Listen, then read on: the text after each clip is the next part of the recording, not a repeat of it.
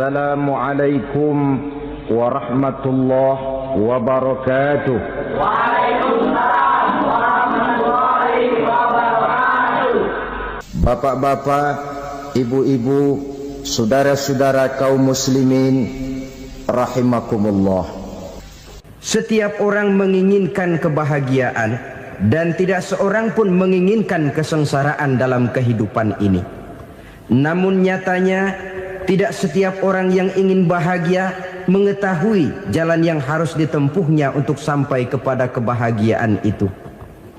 Maka pada kesempatan pertemuan kali ini saya ingin menyampaikan sebuah hadis dari junjungan kita baginda Nabi besar Muhammad sallallahu alaihi wasallam yang termuat dalam kitab Mukhtarul Ahadits An-Nabawiyah, di mana beliau bersabda, arba'un min sa'adatil mar'i.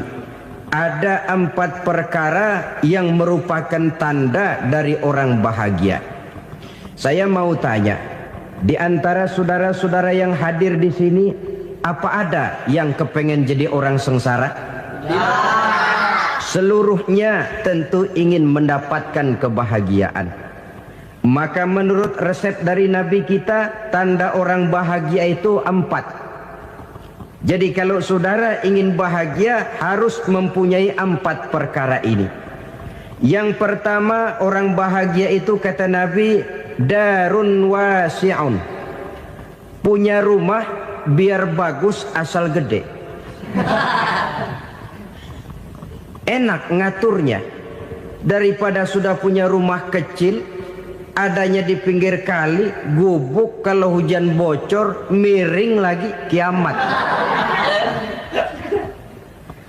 Loh, kalau gitu Islam materialis dong. Hadis ini boleh diartikan dengan makna hakiki, arti yang sebenarnya. Boleh diartikan dengan makna majazi, arti kiasan. Kalau dia diartikan dengan arti kias, maka yang dimaksud darun wasi'un ay qalbun wasi'un. Rumah yang luas tidak lain daripada hati yang lapang. Karena di situ kunci kebahagiaan yang sebenarnya. Walaupun kita cuma tinggal di petak berukuran 2 kali 3 meter, kalau hati kita luas rasanya rumah itu.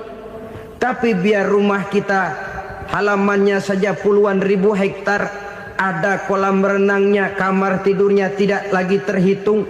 Kalau hati yang menempati rumah itu sempit, maka akan terasa sempit jugalah rumah itu. Tempat bergantungnya tidak lain adalah hati. Marilah kita mencoba melihat berbagai pandangan orang tentang bahagia ini. Ada orang menyangka bahwa bahagia itu kalau dia mendapatkan harta yang sebanyak-banyaknya. Siapa yang banyak harta, dialah raja. Apa yang dia mau, seluruhnya bisa dibeli. Keamanannya, dia bisa menyewa petugas. Seluruh fasilitas untuk menyenangkan kehidupannya bisa dibeli. Pendeknya, hartalah segala-galanya dalam kehidupan. Sampai ada pepatah mengatakan, innad darahima fil amakini kulliha taksur rijala mahabatan wa jalala. Sesungguhnya harta, dinar, dirham, uang di mana-mana selalu bikin hebat orang yang memilikinya. Coba lihat, orang yang punya duit sama yang enggak punya duit, jangan gaya hidupnya, gaya jalannya aja lain. Wahia lisanun liman arada fasahatan, wahia silahun liman arada qitala. Uang adalah senjata yang paling ampuh bagi orang yang mau pergi perang, dan lidah yang paling fasih bagi orang yang mau bicara. Kalau bicara dengan lidah macet, cobalah bicara dengan harta, lancar. Sampai ada pepatah demikian, segalanya bisa diatur dengan harta. Maka di kalangan orang yang berpandangan semacam itu, seluruh kegiatan hidupnya hanya terfokus kepada bagaimana mengumpulkan harta yang sebanyak-banyaknya. Tidak peduli halal haram, tidak kenal sore pagi siang dan malam, tidak sempat sujud, jauh dari agama, jauh dari kehidupan yang bersifat ruhaniyah, jauh dari Allah dan sebagainya, sampai dalam Al-Quran dikelompokkan dalam kelompok yang dinamakan lumazah. Allazi jama'a malahu wa'addadah yahsabu anna malahu akhladah. Mereka mengumpul-ngumpulkan harta sebanyak-banyaknya dan menyangka bahwa harta yang banyak itu dapat mengekalkan hidupnya, mengekalkan kekayaannya, mengekalkan kebahagiaannya. Saudara hadirin yang berbahagia, kalau pandangan hidup ini benar, artinya kalau harta memang merupakan satu-satunya hal yang dapat membuat orang bahagia, tentu di rumah mewah tidak akan pernah ada tangis derita. Tentu di satu tempat di mana fasilitas hidup serba menunjang tidak ada yang namanya penderitaan. Tapi suka dan duka, sedih dan gembira, senyum dan tawa adalah milik setiap orang, baik dia punya harta maupun dia tidak punya harta. Nyatalah bahwa harta semata-mata bukan merupakan jaminan bahwa orang akan bahagia, walaupun tanpa harta orang sulit untuk bahagia. Saya mau cerita, ada orang super kaya, namanya Aristotle Onesius, raja tanker Yunani. Dia punya kapal tanker saja konon sampai 11 banyaknya. Punya perusahaan penerbangan yang disebut Olympic Airlines. Punya hotel di berbagai kota besar di dunia ini, sejak dari New York, London, Paris, Rome dan sebagainya. Bahkan punya pulau yang dia namakan Pulau Scorpio. Ini kan namanya sudah kaya nggak tanggung-tanggung, punya pulau.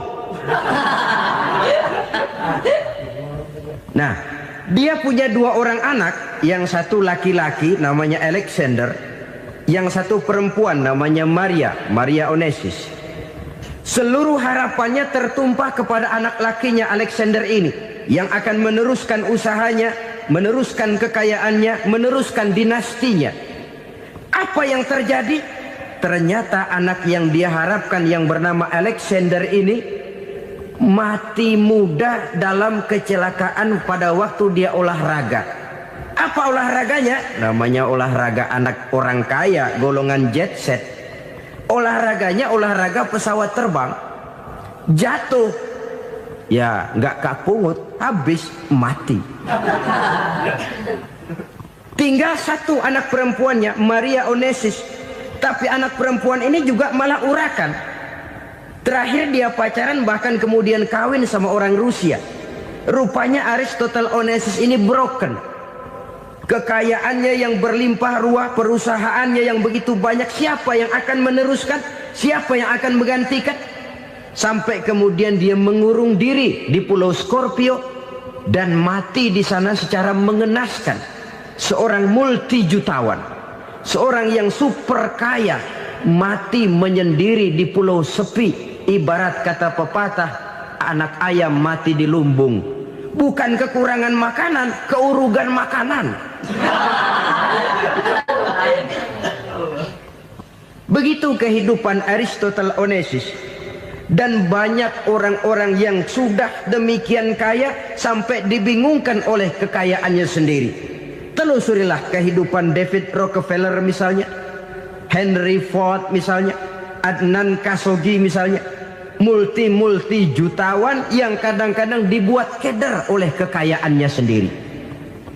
Pantas ketika Imam Ali ditawarkan orang, "Ya Ali, kalau kepadamu disuruh pilih ilmu atau harta, kau pilih mana?" Ya jelas pilih ilmu dong. Kenapa? Pertama, ilmu kalau kita berikan kepada orang lain tambah. Tapi harta kalau kita berikan kepada orang lain kurang. Saudara punya uang 10.000, dibagi orang 5.000, jelas uang saudara berkurang. Tapi saudara punya ilmu, diberikan kepada orang lain bisa, saudara pun makin mantap. Tidak lantas jadi bodoh karena ngajarin orang. Saudara bisa Fatihah lalu mengajarkan orang Fatihah. Orang bisa, saudara pun makin hafal. Tidak lantas setelah diajarin orang ilmunya hilang. Begitu datang dia minta orang tolong ajarin saya Fatihah. Udah habis, nggak ada.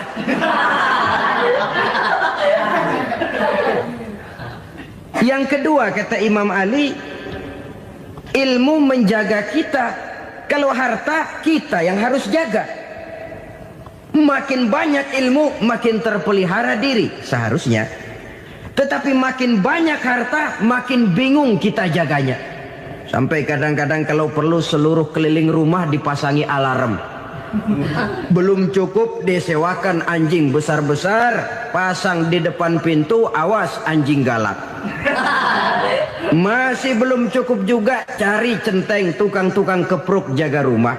Masih terasa belum aman, padahal rumahnya dikelilingi tembok besar. Di balik tembok ada pintu-pintunya tebal. Di balik pintu itu terbuka masuk kamar, kamar pun ada pintunya, pintunya pun kuat. Masuk ke dalam kamar ada lemari, lemarinya pun pintunya kuat, dikunci, kuncinya pun kuat. Tapi terhadap seluruhnya yang timbul cuma sekedar was-was saja. Kesimpulannya sekali lagi, tanpa harta orang memang sulit untuk bahagia. Tapi harta semata-mata tidak merupakan jaminan orang akan bahagia. Dengan hati yang luas, itu modal utama untuk mencapai kebahagiaan hidup. Orang yang hatinya luas, saudara-saudara, punya hati yang lapang, melihat kenyataan hidup ini, dia bersyukur senantiasa kepada Allah. Lantas tidak timbul hasud dan iri hatinya. Oleh karena itu jiwanya selalu lapang. Kalau tidak, cupik hati namanya.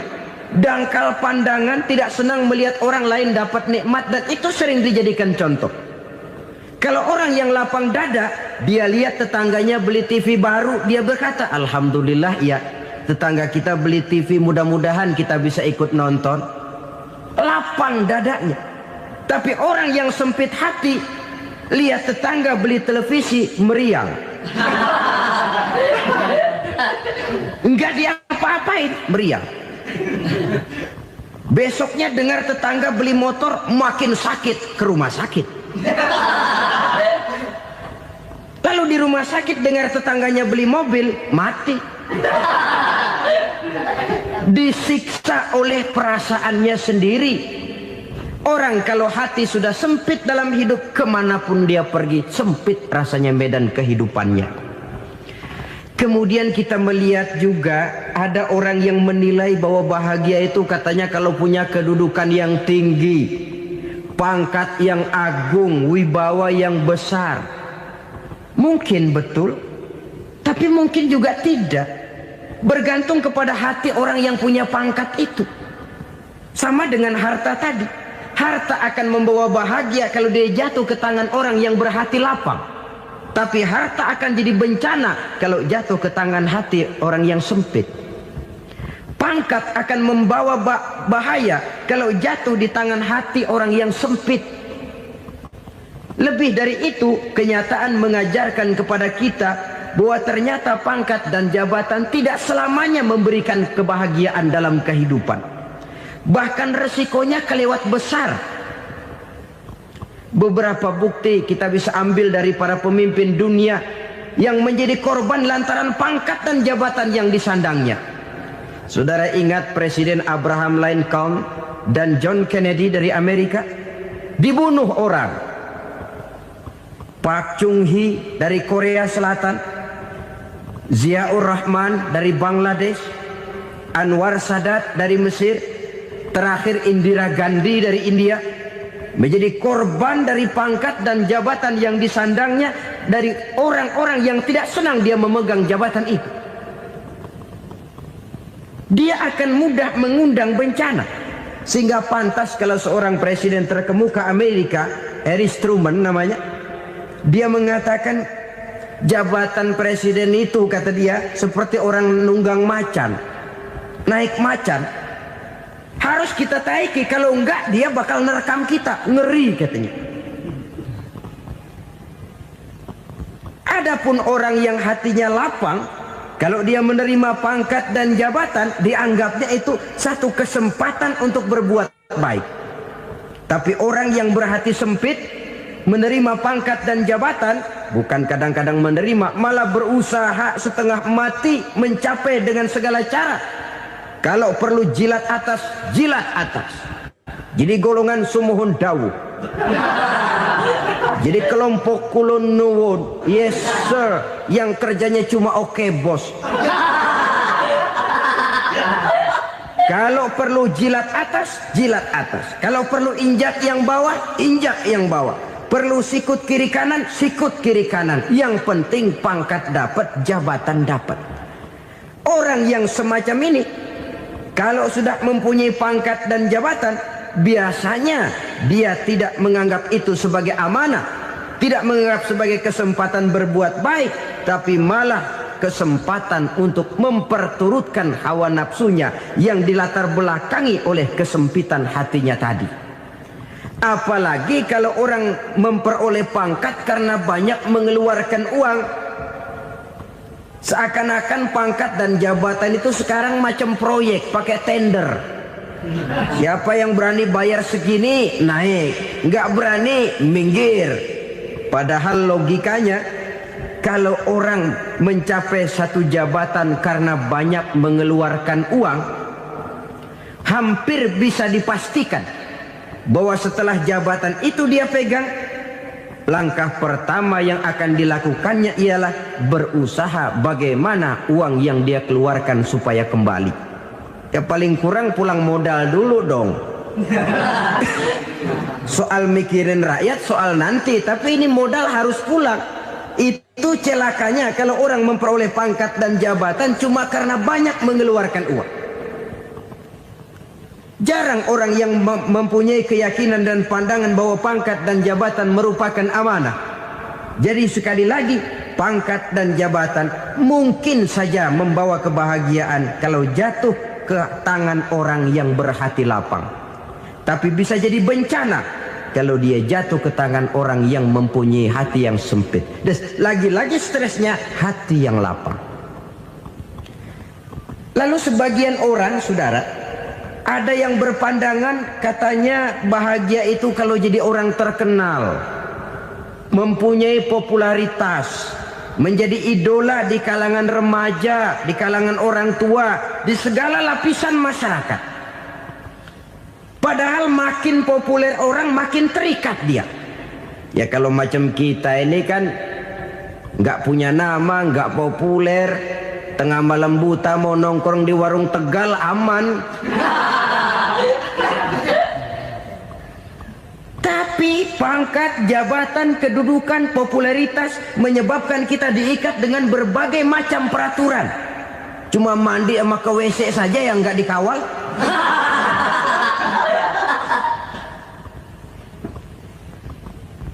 Benarkah popularitas, ketenaran membawa kebahagiaan? Mungkin.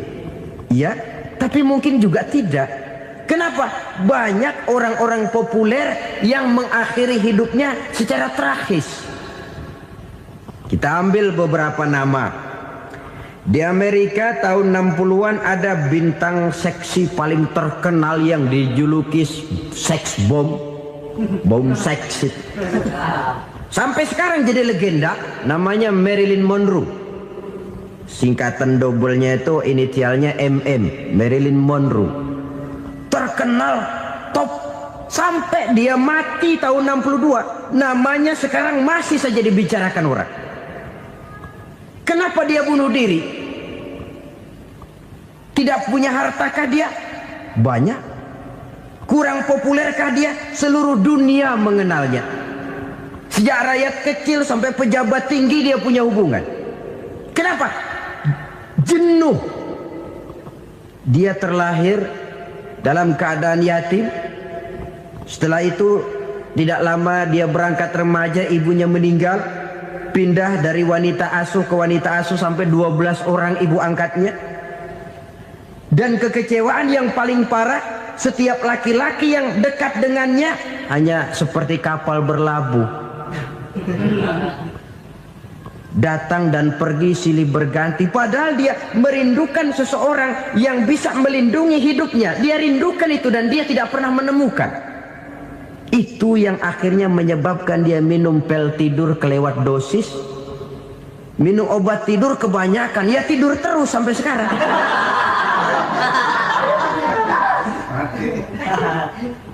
Dia mengakui, saya telah memiliki ketenaran, tapi saya tidak pernah hidup dalam ketenaran itu. Saya pandai main sandiwara, tapi saya ingin hidup dalam alam yang real sebagaimana umumnya orang. Itu yang dia rindukan. Menyusul jejak yang namanya Marilyn Monroe ini, Billie Holiday, saudara kenal tentu, di rumah sakit dirawat. Dia juga minum obat overdosis, mati lagi. Jimi Hendrix minum obat tidur overdosis kelewat batas, mati lagi. Lalu yang menghanyutkan diri di danau, Janis Joplin dan Brian Jones. Ini orang-orang populer, orang-orang terkemuka yang mengakhiri hidup secara tragis, bukan karena tidak terkenal, mungkin karena sudah saking terkenalnya. Contoh paling belakangan, Bruce Lee. Wah, ini tukang-tukang kepruk tentu kenal siapa dia. Sampai sekarang pun tabir kematiannya masih merupakan misteri. Dan yang masih hidup juga menunjukkan gejala yang aneh. Michael Jackson, rumahnya di Beverly Hills itu dijaga sedemikian rupa, dan dia selalu curiga kepada setiap makanan harus steril, bersih dari segala macam kimia. Kemana dia pergi, itu tukang-tukang kepruk sudah selalu menjaga dan mengawal, dan dia seakan takut menunjukkan mukanya yang asli. Hingga kalau tampil ke tengah di luar show, dia kadang memakai pakaian yang tidak menunjukkan dia yang sebenarnya, takut dikenali orang. Ternyata popularitas sering jadi momok yang meracuni kehidupan manusia. Oleh karena itu, benarlah junjungan kita pada saat beliau mengajarkan orang akan bahagia kalau dia mempunyai hati yang lapang. Nah, sekarang masalahnya untuk mendapatkan hati yang lapang, caranya bagaimana? Kita kembali kepada konsep Quran. Allah mengajarkan, ala inna bi dzikrillahi tatmainnul qulub. Ketahuilah bahwa dengan banyak mengingat Allah, hati akan tenang, jiwa akan lapang. Dengan kata lain, dekat dengan agama, merasakan kehadiran Allah dekat dalam hidup, itu muara pertama untuk mencapai hati yang lapang.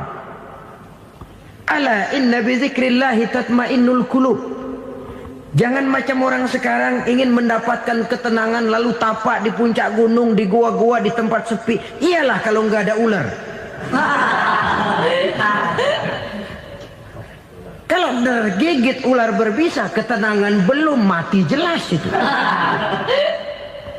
Islam positif untuk mendapatkan ketenangan. Ala inna bi dzikrillahi tatmainnul qulubi. Bahwa ketahuilah bahwa dengan banyak mengingat Allah, hati akan tenang, jiwa akan lapang, nuansa pikiran akan luas. Karena yang namanya bahagia ada dimanapun manusia berada. Di kampung ada bahagia, di kota ada bahagia, di ngarai, di lembah, di gunung, di hutan, di lautan, di angkasa luar, dimanapun bahagia itu ada kalau kita bermodalkan hati yang lapang ini. Dan hati akan lapang kalau kita dekat dengan agama. Dekat dengan harta buat sementara hati mungkin tenang, tapi ketenangan yang relatif dan temporer. Apalagi orang tiap kali tambah harta, tiap kali tambah rencana. Itu wajar. Mungkin sebelumnya saudara berpikir, kalau punya duit 5.000 enak nih. Begitu punya duit 5.000, aduh sayang kalau 10.000 aja. Tiap kali tambah harta, tiap kali lain rencana. Makin banyak rencana, makin menjauhkan kita dari yang namanya ketenangan. Padahal ketenangan merupakan unsur utama untuk mencapai bahagia. Dan ketenangan itu bermuara dalam hati manusia. Tengoklah kehidupan ini. Orang yang banyak harta dengan orang miskin, Berbedakah rasa sakit yang mereka tanggungkan? Rasanya tidak. Walaupun si kaya tidur di kasur empuk berselimutkan sutra mahal, sementara si miskin meringkuk di balai bambu yang keras dan kasar. Apabila maut datang, dia juga tidak pernah pilih bulu. Maut datang menjemput si kaya di singgasana keemasannya, dikelilingi oleh para pengasuh, dayang dan inang serta para pengawal. Dan maut pun datang menjemput si miskin papa, sehingga ia tergelepar di tepian jalan. Kedua-duanya bernama mati. Kalau nyata bahwa sakit yang ditanggung si kaya tidak beda dengan sakit yang ditanggung si miskin, bukan harta semata yang membuat orang bahagia. Hati yang tenang, jiwa yang lapang penuh kedamaian, karena banyak berzikir dan mengingat Allah, itu merupakan modal utama untuk mencapai sesuatu yang bernama bahagia.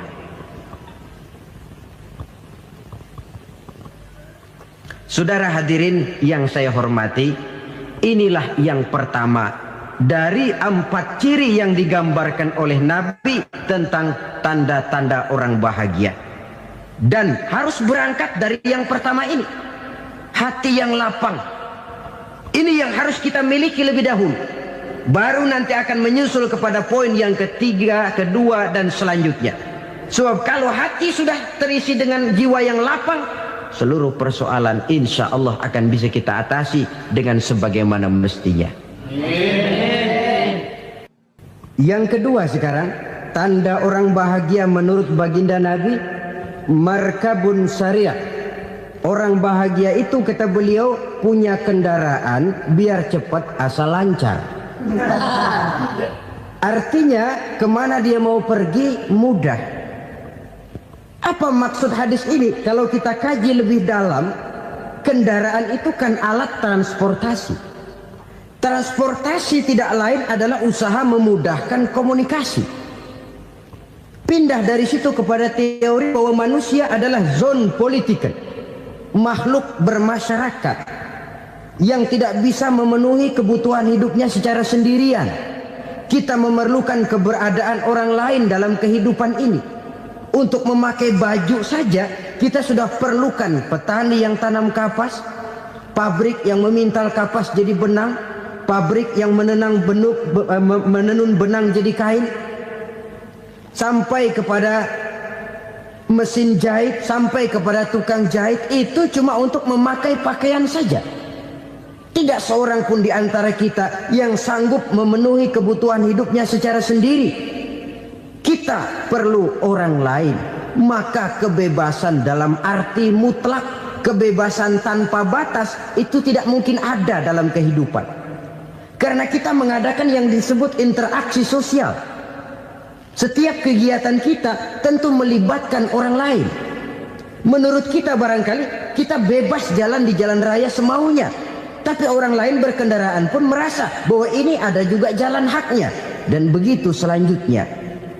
Oleh karena itu, maksud dari kendaraan yang cepat ini adalah khulata'uhu ma'as solihin.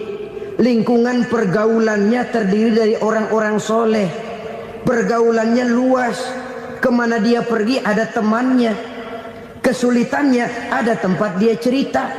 Dan kesulitan kalau sudah diceritakan kepada orang lain, taruh kata orang itu tidak bisa menolong, namun menceritakannya kepada orang yang kita percayai, kan paling kurang sudah mengurangi beban jiwa, mengurangi tanggungan batin, merasa masih ada tempat kita cerita.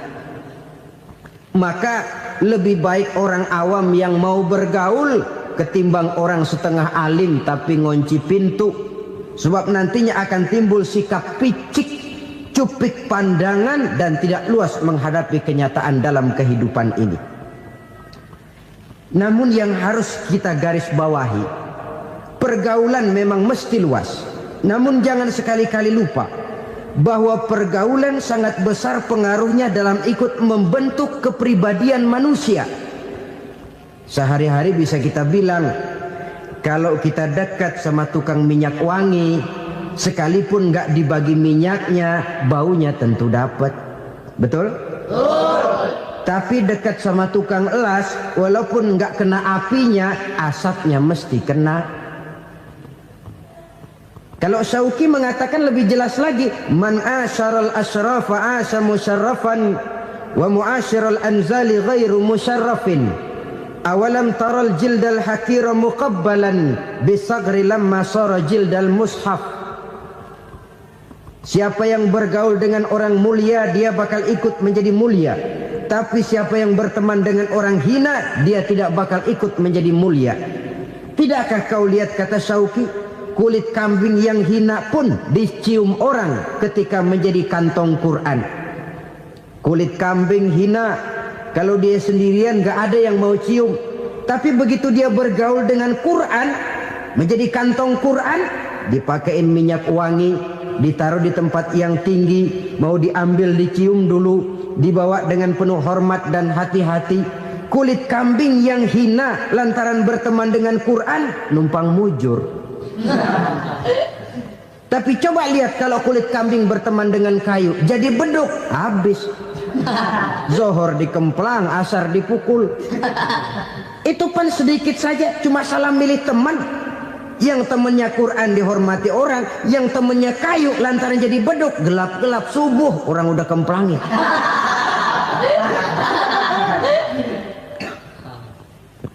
Maka terutama kepada adik-adik remaja yang masih mencari identitas diri, yang ibarat kaset masih kaset kosong, mudah diisi oleh apapun, pandai-pandailah memilih teman dalam bergaul. Karena banyak orang yang tadinya baik-baik, ketika terseret dalam pergaulan dengan orang yang tidak baik, kebaikannya menjadi lentur dan luntur. Tapi berapa banyak bajingan-bajingan tengik, orang-orang yang berlumur noda dan dosa, tiap hari melakukan maksiat, namun bergaul dengan orang yang baik-baik, pada akhirnya sedikit demi sedikit beringsut dan berangsur dia terbiasa mengikuti kebaikan-kebaikan. Saya tekankan ini kepada remaja karena mereka masih mencari identitas diri. Apa yang mereka lihat mereka mau, apa yang mereka dengar mereka ingin tahu. Coba lihat kehidupan remaja. Pulang nonton film Rambo, pengen jadi Rambo, gagah, maunya belekai melulu. Pulang nonton film Superman, pengen bisa terbang. Pulang nonton India, nyanyi melulu. Wajar, mereka masih mencari identitas diri. Saya ini sebenarnya siapa? Lingkungan, pergaulan akan membentuk itu. Karena itu pandai-pandailah bergaul, karena ia sangat besar pengaruhnya dalam ikut membentuk kepribadian manusia. Apalagi sifat yang jelek lebih cepat menularnya ketimbang sifat yang baik. Sifat yang baik, watak yang soleh itu lambat sekali untuk menular. Tapi yang tidak baik, kan prosesnya mah kalau remaja biasanya mula-mula dengar. Karena dengar lalu pengen tahu. Karena pengen tahu lalu ngeliatin. Begitu ngeliatin kan pengen nyobain. Setelah nyobain ketagihan. Nah, ini prosesnya. Yang namanya ganja, morfin, narkotik, awalnya kan begitu. Mula-mula dengar, katanya kalau sudah fly to the sky, sudah melayang ke langit, katanya disitulah puncak kebahagiaan. Mulanya cuma dengar. Karena dengar pengen tahu. Karena pengen tahu lalu ngeliat, kumpul sama orang yang suka ngeganja. Setelah ngeliat, nah pengen ngerasain. Begitu ngerasain enak juga, ketagihan. Kalau sudah ketagihan jadi penyakit kronis, bisa merembet kepada yang lain. Iya, kalau orang tuanya mampu untuk beli morfin, beli ganja. Kalau tidak kan pikirannya ngayap, jemuran siapa ya gue sahabat. Timbullah perbuatan-perbuatan negatif yang bermula dari salah pergaulan. Apalagi buat adik-adik remaja yang tinggal di kota-kota besar, yang pengaruh budaya, pengaruh kesenian, pengaruh struktur kehidupan yang nampak makin individualistis, di mana persaingan tajam, tensi ekonomi tinggi, orang mudah mengalami stres. Pandai-pandailah dalam bergaul, sekali lagi, karena ia sangat besar pengaruhnya dalam ikut membentuk kepribadian manusia. Orang bahagia punya kendaraan yang cepat, artinya punya pergaulan yang luas, dan lingkungan pergaulannya terdiri dari orang-orang yang soleh. Kemana dia pergi, ada teman. Kesulitannya, ada tempat dia cerita. Tapi kalau sudah menyendiri, hidup sendiri, kesulitan dipikiri sendiri, bisa mati belum waktunya. Tidak ada tempat berbagi rasa, tidak ada tempat bercerita, tidak ada tempat mengurangi beban dalam kehidupan. Pantas betul kalau Islam sangat menggalakkan dan menganjurkan orang kalau sudah sampai waktunya itu untuk melangsungkan nikah. Kata Nabi, ya ma'syaras syabab man istata'a minkumul ba'at falyatazawwaj. Hai para pemuda, kalau sudah mampu memberi nafkah, kawinlah, nikahlah kamu. Kenapa? Sudah ada teman hidup, tempat berbagi rasa. Kesulitan kalau ada tempat cerita akan lebih ringan ketimbang kita telan sendiri, walaupun bobot kesulitannya sama beratnya. Saudara-saudara kaum muslimin rahimakumullah, inilah ciri yang kedua, punya kendaraan biar cepat asal lancar. Kemana kita mau pergi gampang. Dengan kata lain, setelah hati yang luas, pergaulan yang luas. Dua. Yang ketiga sekarang, tanda orang bahagia itu menurut Nabi, misbahun mudhi'un, punya lampu yang terang. Oh, itu enggak problem. Sekarang sudah zamannya listrik masuk desa, Pak. Lampu sudah terang semua. Betul, kalau itu yang dimaksud. Tapi tidak cuma itu. Karena lampu yang dimaksud di sini, lampu yang akan menerangi seluruh perjalanan hidup.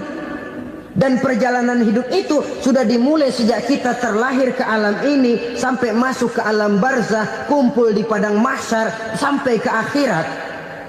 Lampu yang menerangi itu yang diperlukan. Kalau lampu, katakanlah yang paling top sekarang kan lampu jenis Mercury.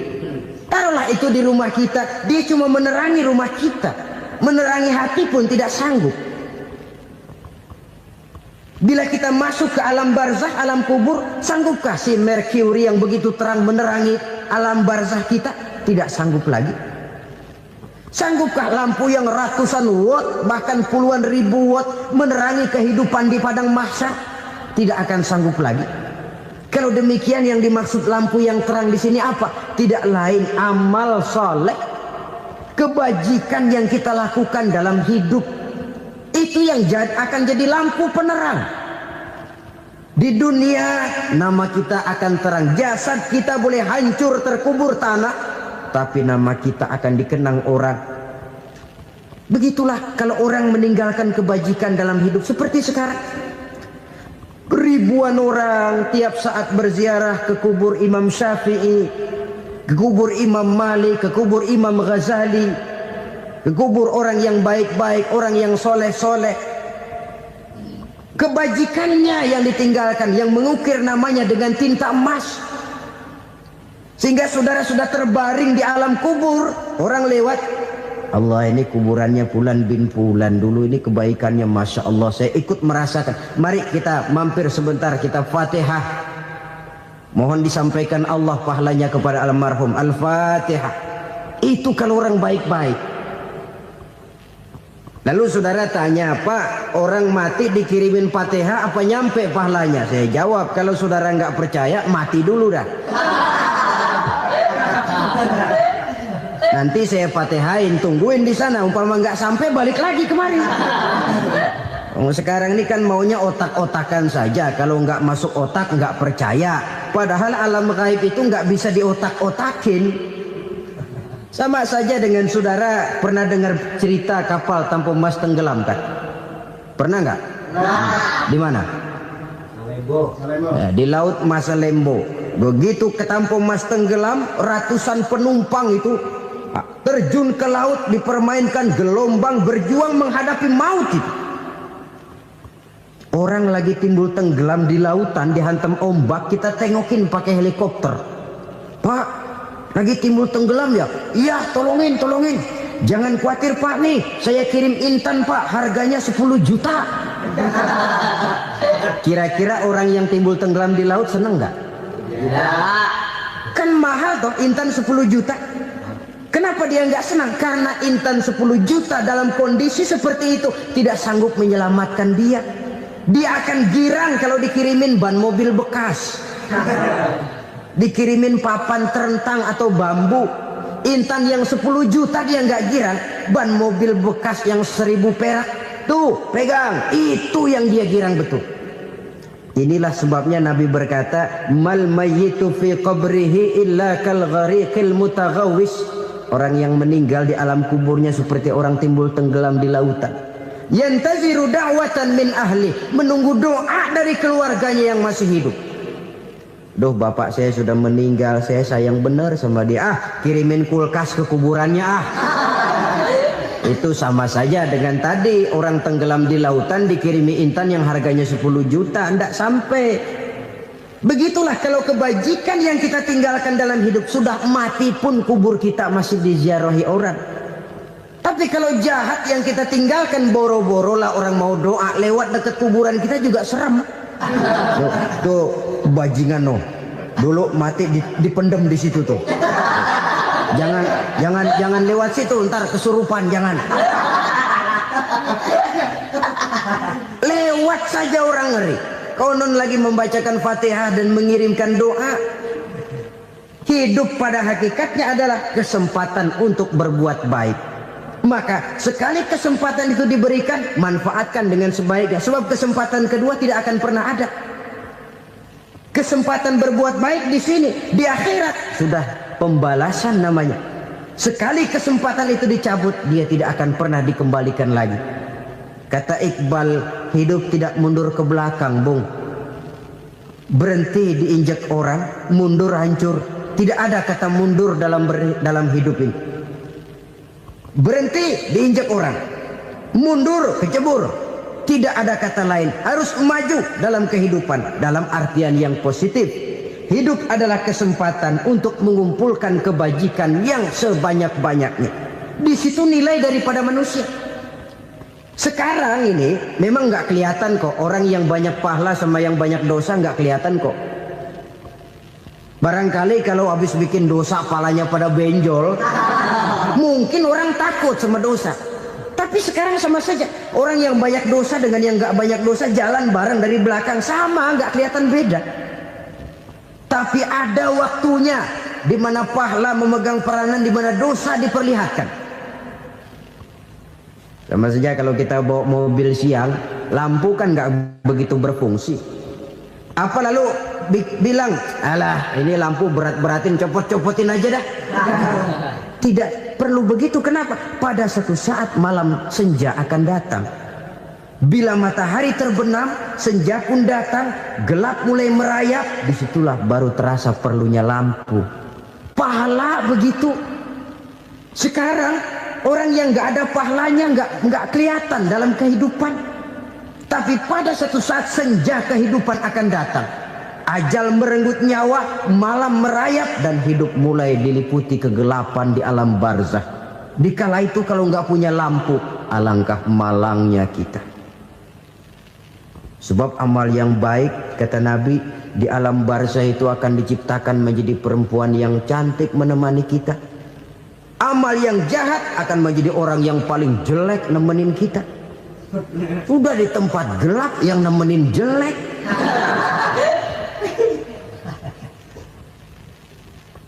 Kaum muslimin rahimakumullah. Kalau demikian masalahnya, tergantunglah kita pandai memanfaatkan waktu. Al-waktu kasayf, waktu itu cepat sekali. Yang namanya waktu itu tahu-tahu. Tahu-tahu udah tahun 87. Tahu-tahu udah begitu. Tahu-tahu yang kemarin anak-anak, sekarang udah pada punya anak. Tahu-tahu saja itu. Begitu cepat waktu berlalu. Kalau tidaklah pandai kita memanfaatkannya, akan rugi kita. Nabi bersabda, "Man kana yaumuhu khairun min amsihi fahuwa rabih." Barang siapa yang hari ini lebih baik daripada hari kemarin, itu orang untung. Hari ini lebih baik daripada kemarin. Bulan ini lebih baik dari bulan kemarin. Tahun ini lebih baik dari tahun kemarin. Itu orang yang beruntung. Tahun kemarin sembayangnya maghrib doang, sekarang udah tambah isya. Tahun kemarin cuman Idul Fitri aja ngancem bener, sekarang udah tambah Jumat, lalu tambah lagi maghrib, tambah lagi isya, dan selanjutnya. Hari ini lebih baik daripada kemarin, itu orang yang beruntung. Wa man kana yaumuhu mislu amsihi fahuwa khasir. Lalu barang siapa yang hari ini sama saja dengan hari kemarin, itu orang rugi. Hari ini sama dengan kemarin, rugi itu. Bulan ini begitu, bulan kemarin begitu, tahun ini begitu, tahun lalu juga begitu. Rugi itu orang. Rugi apa? Rugi umur. Umur tambah, amalan gak pernah tambah. Dan saya pikir lebih merupakan azab ketimbang nikmat kalau orang dikasih panjang umur cuma untuk numpuk dosa. Mending mana? Panjang umur banyak dosa sama pendek umur dikit dosa? Mending mana? Mending mana? Ya, paling mending tentu panjang umur banyak pahala. Tapi kalau tidak, sekali lagi, lebih merupakan azab ketimbang nikmat kalau orang diberikan panjang umur tapi cuma untuk sekedar menumpuk dosa. Kehilangan kesadaran bahwa dunia bukan terminal akhir dari satu perjalanan. Dia cuma halte di mana kita berhenti sebentar untuk menuju kepada terminal yang hakiki. Saudara-saudara kaum muslimin rahimakumullah, inilah lampu yang akan menerangi kehidupan. Amal yang kita lakukan di dalam kehidupan. Jadi yang dimaksud dengan lampu yang terang, kebajikan yang kita kerjakan dalam hidup. Nah, setiap orang di awal tadi saya bilang ingin bahagia. Bahagia itu kan hakikatnya kumpulan senang dan selamat. Senang, selamat. Apa bedanya? Senang tapi tidak selamat, nggak bahagia. Selamat tapi nggak senang, nggak bahagia orang. Contoh, kalau orang korupsi, duitnya banyak, senang dia, tapi keselamatannya. Ada tentara baris di samping rumahnya udah bingung, padahal tentara latihan. Tentara cuma latihan, dia bingung. Senang, tapi karena keselamatannya tidak terjamin, dia tidak bahagia. Sebaliknya pegawai negeri jujur benar cuma segaji-gajinya, selamat nggak korupsi tapi melarat, ya nggak bahagia juga, kurang senang. Kesenangan dan keselamatan untuk dunia saja, ya sekali lagi, kalau cuma sekedar untuk dunia saja bisa dibeli pakai uang, bisa dibeli pakai uang. Saudara ingin selamat bisa dibeli pakai uang, saudara ingin senang bisa dibeli dengan uang. Tapi setelah mati masuk ke alam barzah, habis kekuasaan uang. Nggak bisa lagi beli keselamatan pakai uang, tidak mungkin lagi membeli kesenangan dengan uang. Di situ pahala yang megang peranan. Makin banyak pahala, makin banyak saham untuk membeli kesenangan dan keselamatan, untuk memperoleh yang namanya bahagia. Dan jangan lupa loh, di alam barzah kita nggak sebentar, menunggu datangnya kiamat. Loh iya, kalau kita begitu dikuburin terus kiamat datang, untung. Tapi kalau masih harus 1000, 2000, puluhan ribu tahun yang akan datang, dalam satu penantian yang begitu lama, tanpa saham untuk memperoleh kebahagiaan, satu kemalangan yang tidak ada pernah putus-putusnya. Janganlah tergelincir oleh kebahagiaan sebentar yang menipu dengan mengorbankan kebahagiaan hakiki yang berjangka panjang. Apa artinya senyum sejenak kalau harus ditebus dengan tangis seumur hidup? Biarlah kita minum jamu, pahit memang, getir memang, tapi kan besok badan sehat. Daripada sekarang minum sirup, manis memang, enak memang, tapi bibir pada jontor besoknya. Sirawan, batuk, nggak karu-karuan. Banyak orang tertipu oleh kesenangan yang sebentar, Padahal laisa kullu ma yalma'u zahaban. Belum tentu semua yang berkilat itu emas. Belum tentu semua yang gemerlap itu intan.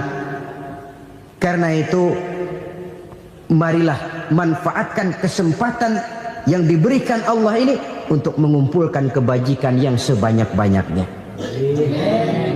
Yang terakhir sekarang, yang keempat, tanda orang bahagia kata Nabi.